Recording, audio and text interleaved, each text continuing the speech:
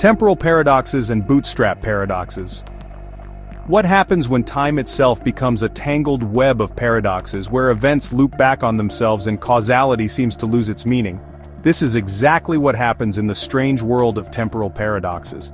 These mind-bending scenarios arise when actions in the past influence the future in a way that creates an endless cycle, often leaving us wondering where it all started.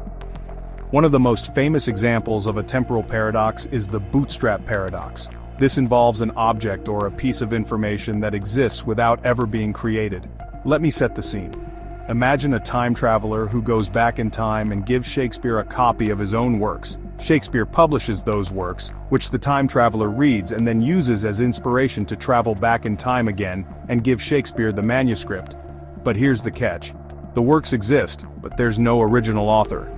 The manuscript has no true source, creating a causal loop that seemingly has no beginning or end. How did the work come into existence in the first place?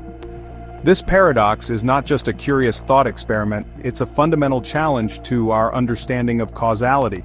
It questions whether time travel, or any form of time manipulation, could be possible in a way that doesn't create these strange loops. Could the future and past be forever intertwined, or is there always a starting point where events begin?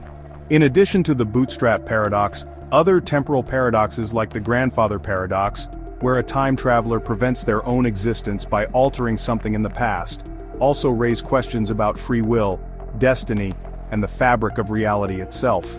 If we could travel through time, could we change history, or would we be forced to follow a predetermined path that avoids paradoxes at all costs?